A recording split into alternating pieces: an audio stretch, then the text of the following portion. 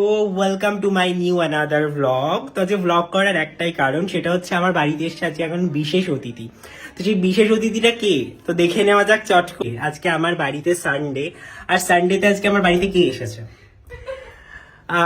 কে এসেছে এই যে এখানে তোমাদের সকলের প্রিয় মেহেন্দি। না, আজ মেহেন্দি কিন্তু হয়ে আসে, দুষ্টু মেহেন্দি হয়ে আসেনি আজ দুষ্টু থেকে ভালো হয়ে গেছে। বাট ঋতুদি অলওয়েজ ভালো। আজ মিষ্টি ঋতুদি হয়ে আমার বাড়িতে এসছে, ফার্স্ট টাইম এসেছে।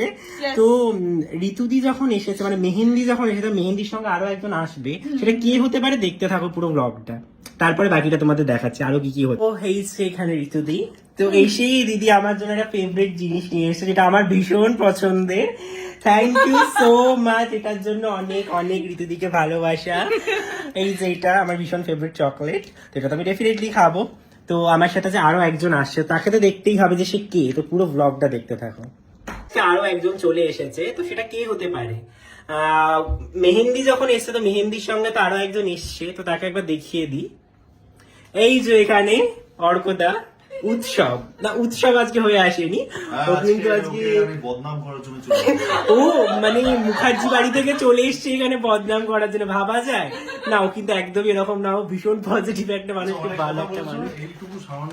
এই বাবা এটা আজ না, এটাই বাবা খুব খুশি খুশি গ্রহণ করলেন। তার কারণে আমি সকাল থেকে গিফটটা পাচ্ছি। ফার্স্টে এসে এই যে মিষ্টি মানুষটা আমাকে দিয়েছে, তারপরে আরেকজন মানে উৎসব মেহেন্দি মুখার্জি বাড়ি থেকে আজকে এসে ঋতু অর্ক হয়ে আমাকে গিফট করছে। তো বাকি পুরোটা দেখতে থাকো আর কি কি হচ্ছে।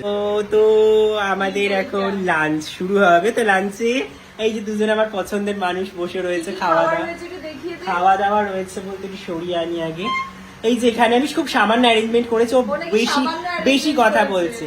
এখানে জাস্ট একটু রাইস রয়েছে, একটু চিকেন কষা রয়েছে, পাপড়, স্যালাড আর মিষ্টি। আর মিষ্টিটা আমি বানাইনি, ওটা দোকানে বানিয়েছে, আমি বানাইনি এগুলো। তো আমি খুব সামান্য অ্যারেঞ্জমেন্ট করেছি। তো এটা ওরা এখন খাবে এবং খেয়ে বলবে যে আমি কেমন রান্না করেছি। তো দেখতে থাকো পুরো ব্লগটা। কেমন লাগছে বলো আমার হাতের খাবার খেয়ে?